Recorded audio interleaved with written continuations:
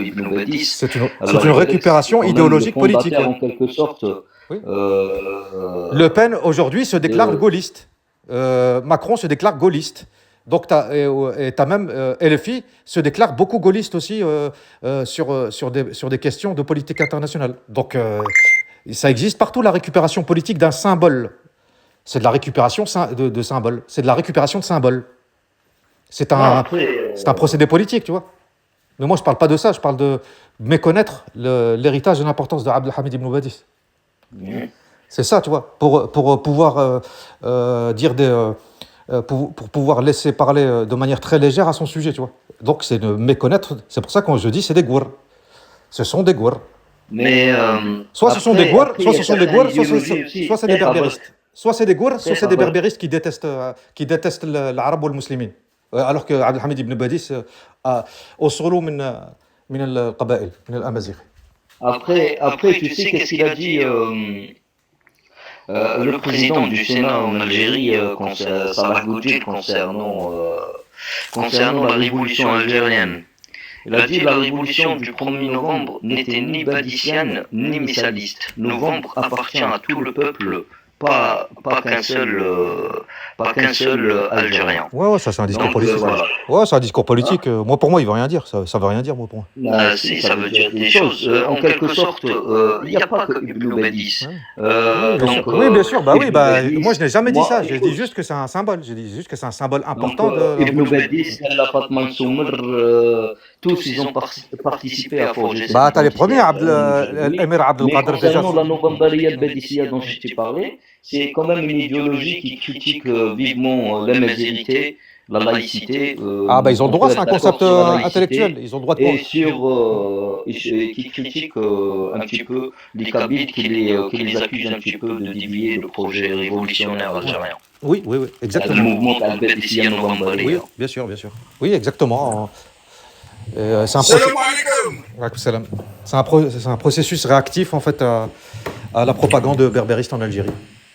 Et heureusement que, bien évidemment, qu'il y a eux, ils font la propagande, même eux, ils font la propagande islamiste panarabiste en Algérie. Je sais pas parce que c'est terminologie. Je sais pas. Bien sûr. Dès qu'ils rejettent, les Kabyles et les accusent de vouloir dévier la révolution ou le projet révolutionnaire algérien, c'est que quand même il dénonce une dérive. Non, il dénonce une dérive gauchiste.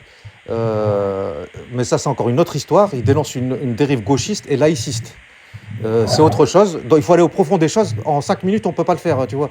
5 minutes, poser des arguments comme postulat qui éliminent totalement des mouvements politiques qui sont en réaction à du berbérisme, c'est pas une façon de faire.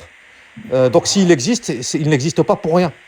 Et ils sont pas bêtes à accuser ou à vouloir la perte de leurs corréligionnaires. Les concitoyens ne sont pas comme ça. Mais t'as dit c'est bientôt la journée de Ibn Badis. Non, j'ai dit il y a une journée consacrée, une journée en Algérie. C'est au mois d'avril. C'est au mois d'avril, là. Ouais. Le 16 avril, Yawm al-Ilm.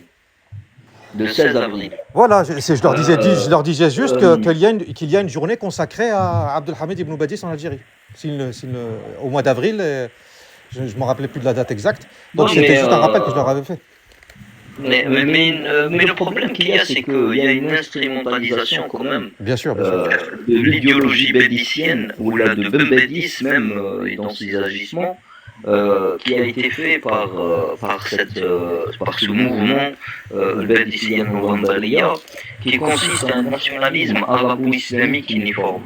Ça veut dire l'unité, ou là une autorité universelle. Et on a plusieurs courants, que ce soit religieux ou autres, qui intègrent cette idéologie un petit peu, que ce soit les frères musulmans, qui ont le même projet d'avoir une autorité universelle sous un seul drapeau, le drapeau noir, pour combattre ou là pour faire une nouvelle khilafa.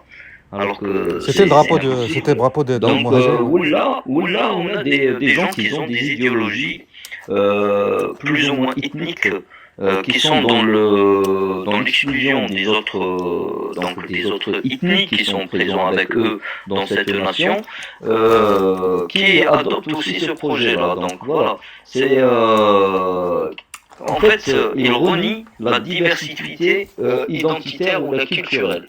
Tu vois ce que je veux dire? Qui cette diversité, il la voit comme une menace pour l'unité nationale. C'est ça l'idéologie belliciste novambale. Tu vois ce que je veux dire? Oui, je suis d'accord. Oui, c'est ça, oui. Alors que c'est totalement faux. Alors que son héritage, normalement, c'est pas celui-là. Ouais. Je trouve quand même il y a des idéologies. C'est totalement faux, on sait pas. On sait pas, c'est totalement faux, parce que là, c'est une prédiction.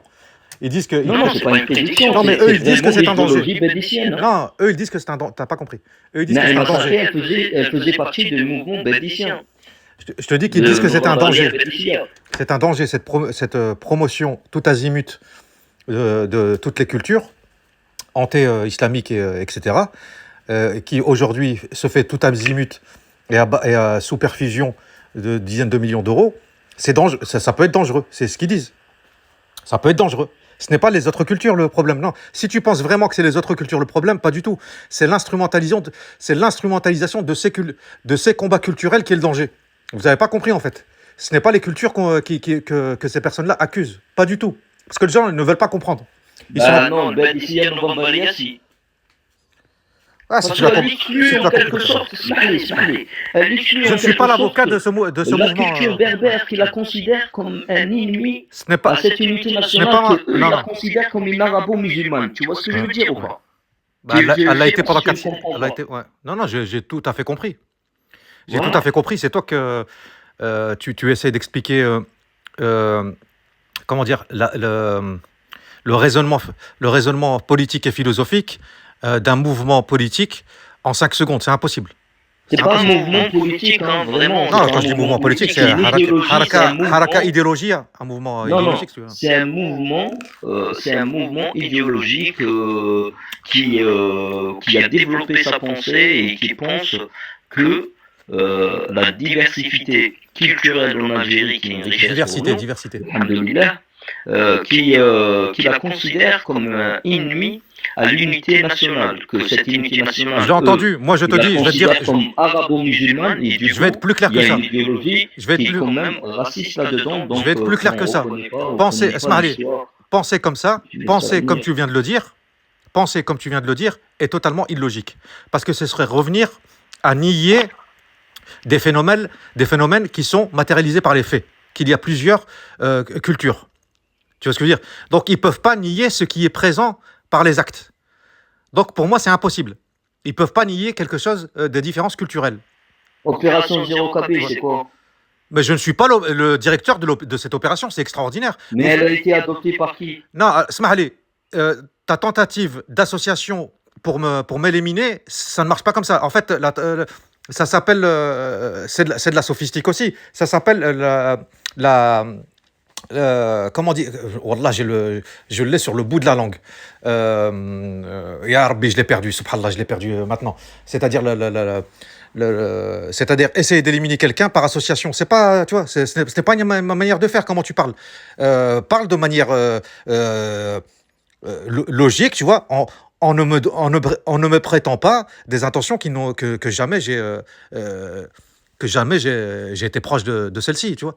Donc parle normalement, tu vois. Dis-moi, je ne suis pas l'avocat de ce mouvement Zéro Kabyle. On est en train de discuter sur... Écoute, Ibn Ziyad, on est en train de discuter... Je ne suis pas leur avocat, frère. Chaque histoire d'appartenir, chaque histoire ou quelque chose comme ça, il ne faut pas le prendre. Il faut pas le prendre comme je suis en train d'attaquer. On est en train de débattre sur une idéologie qui est adoptée par plusieurs courants politiques. Oui. Tu vois ce que je veux dire? Donc, la dernière idéologie qui revient, c'était Nourbambali Bellicia. Oui, c'est la dernière dont on parle, ouais. Mais elle n'a pas le pouvoir ni dans les médias, ni dans les grands groupes financiers algériens, ni dans les ministères algériens. Tu vois? Elle n'a pas le pouvoir. Si. Comment on voit certains députés j'ai dit au pouvoir, j'ai dit au pouvoir, pas à l'Assemblée nationale. C'est le pouvoir aussi. C'est le pouvoir Bah aussi, oui, en quelque mais sorte, en quelque mais en sorte, c'est haut le du pouvoir pouvoir, qui est en haut du pouvoir. représenté par le peuple. Ouais, en haut du pouvoir, en haut du pouvoir. C'est-à-dire dans les ministères, je t'ai dit dans les ministères, je t'ai pas dit à l'Assemblée. Dans les ministères, dans les grandes entreprises algériennes, dans les grandes banques, aux manettes, quoi. Aux manettes aujourd'hui, ils sont pas aux manettes aujourd'hui. C'est pas les bêtes ici qui sont aux manettes du pouvoir algérien aujourd'hui. Ce serait une nouvelle extraordinaire. Non, c'est pas le Novambari, le Bédissi. Ouais, exactement. On est En d'accord. quelque sorte, il y a une Bédissi, en quelque sorte, dans le président Abdelmajid Tebboune, mais qui est pas panarabiste ou Oui. qui est pas berbériste. Elle est tout à fait équilibrée. Algérienne. Voilà, Bien là. un algérianiste. Je suis pas d'accord avec le terme parce que algérianiste, c'est des colons, tu vois. C'est ce qui définissait un colon qui œuvrait en fait pour la promotion de l'Algérie française en France. C'est ça un algérianiste. Non, Un algérianiste, c'est ça. algérianiste, c'est pas un français algérianiste, c'est un algérianiste. Tout simple, tout court. Le cercle algérianiste, c'est un cercle qui réunit 8000 adhérents en France. Il est situé à Bordeaux. Et c'est des anciens colons. C'est ça ce que je veux dire. Je suis là-bas, je suis là-bas. Ouais, il est de votre région. Il fait partie de lui, justement, Philippe de Villiers. Et puis, comment s'appelle le ministre de l'Intérieur? Il est proche de cette organisation aussi. Bayrou. Mais c'est incroyable. C'est incroyable que... Oui, mais c'est incroyable quand même que le cercle algéraniste à 8000 adhérents, il existe en France. Il est ouvertement islamophobe, ouvertement arabophobe. C'est extraordinaire, c'est incroyable là. Je comprends pas. Là. Algérianiste à l'algérienne. Oui, je vois ce que tu veux dire. Oui, il n'y a pas de problème, bien sûr. Oui, mais c'est incroyable. Non, mais moi je suis d'accord avec toi, hein, parce que avant de faire quelque chose, il faut se développer tout doucement avant d'essayer de créer un grand projet. Je suis tout à fait d'accord avec toi. Justement, c'est en étant comme ça qu'on va éteindre l'idéologie des frères musulmans, tu vois. Parce que eux veulent prendre, ils veulent tout de suite et ils veulent prendre le pouvoir. Ils ont synthétisé une manière de faire, en fait, un manuel de subversion nationale, en fait, pour venir à bout d'un pays. Ils ont des manuels pour ça, pour venir à bout d'un pays. Soit par la violence, soit par la ruse, etc., ou par la force. De toute façon, c'est toujours fait d'une manière violente. Donc, si tu procèdes de cette manière-là, c'est une manière sage d'éduquer... Non, l'algérianisme de France dont tu parles, c'était plutôt pour viser les pieds noirs. Hein. Ouais. Les pieds noirs qui sont en Algérie. Ouais, il y a des pieds noirs. Non, il y a des pieds noirs. Une identité de base, hein, comment le... Bien sûr. Voilà comment ça a commencé ce courant-là. C'est qu'ils ont essayé de forger une identité algérienne des Français ou là des pieds noirs qui sont nés en Algérie. Ouais, exactement. Et après, ça s'est développé avec la haine et l'indépendance de exactement. l'Algérie. Oui, le mouvement, les mouvements, ils sont jamais... Ça devient un mouvement radical. Exactement. Ouais, les mouvements, toujours à la base, ils changent toujours, hein, surtout au bout de plusieurs dizaines d'années. Tu verras des mouvements qui adoptent carrément l'inverse de ce qui était à l'origine. Regarde ce qu'est l'Arabie Saoudite aujourd'hui. Mohamed ibn Abdel Wahhab doit se retourner dans sa tombe des centaines de fois tous les jours. Parce qu'ils font exactement le contraire de ce qu'il a fait à l'époque, et même à l'époque de la fondation, parce qu'il y a eu 3 États saoudiens. Il y a eu le premier État en 1744. Et c'est là qu'apparaissait Mohamed ibn Abdel Wahhab. D'ailleurs, Abdelhamid ibn Badis s'est beaucoup inspiré de lui. Et c'est pour ça qu'ils ont fait la journée. En fait, ils ont copié exactement sur l'Arabie Saoudite. Il y a Yom al-Ilm aussi en Arabie Saoudite. Et c'est le jour consacré à Mohamed ibn Abdel Wahhab. Et lui, en fait, à la création du premier État, c'était Mohamed ibn Saoud. Donc, Saoud, c'était le premier. Al-Mogrin, leur nom de famille. Donc, en vérité, l'Arabie Saoudite, quand les gens les attaquent, leur disent oui... Je ne les défends pas du tout, ils sont indéfendables aujourd'hui. Mais quand ils disent oui, ils ont donné leur nom, non, c'est pas leur nom. Tu vois, c'est juste le nom de cette haraka, en fait. Parce qu'en vérité, Ibn Saoud était leur vrai nom de famille, c'est Al-Mogrin. Et en 1744, donc, ce qu'avait le pacte mutuel entre Mohamed ibn Saoud et Mohamed ibn Abdel Wahhab, quand tu le lis, c'est exact, parce qu'il y avait des puissances étrangères qui... c'était Dawla Dra'iya, l'émirat de Dra'iya. Il partait des Émirats Arabes Unis jusqu'à la mer Rouge, jusqu'à Jeddah. Et Ouais, mais Ibn Badis, il s'est pas vraiment inspiré. Ah si, bien sûr que si. Tous ses travaux, bien sûr que pas si. inspiré de lui, je vais t'expliquer pourquoi. Non, il s'est pas inspiré de lui de sa vie, il s'est inspiré de ses koutoub. Inspiré de lui. Non, de ses koutoub. Kitab Tawhid, bien évidemment que Abdelhamid Ibn Badis l'a utilisé. Je considère. Ouais, non, il a juste utilisé ce qui était utilisable, tu vois. Parce que regarde, Bah, je sais pas, déjà rien que l'influence des écoles, ça change rien peut-être. Oui. Mais Ça change rien en vérité sur la Aqidah, ça change rien. Ibn Abdel Wahhab, c'était Hanbali, il était Hanbali. Alors Ibn Badis, il était malikite. Non, mais on s'en fout, ça n'a aucun rapport, ça. Ça n'a aucun rapport. C'est le madhab al-fiqhi. Ça n'a rien à voir, c'est l'aqida. Non, c'est le madhab. Il partageait certains points en commun. C'est pas le minhaj. Non, tu te trompes. Le minhaj, c'est la méthodologie. Non, le minhaj, c'est la méthodologie. Non, le madhab, c'est le madhab fiqhi, c'est l'école juridique. C'est l'école juridique. تقدر تكون اثري avec le شوف اسمح لي تقدر تكون اثري avec le madhab Abu Hanifa. Ouais. Non, mais tu fais la confusion entre madhab ou minhaj. C'est pas la même chose. Tu peux me laisser parler. Mais madhab et minhaj, c'est pas la même chose. Croyez. Bah oui, c'est ça que je veux. Je dis, quand je dis la méthodologie ou comment ils ont commencé ils avaient des points en commun, mais ils n'étaient pas inspirés vraiment de lui, Abdelhamid Ibn Badis. Bah tu m'as pas laissé terminer, sinon je t'aurais dit. Tu peux pas. Laisse-moi finir, regarde, pourquoi tu me laisses pas finir? Mais non, mais tu m'as pas laissé terminer déjà à la base.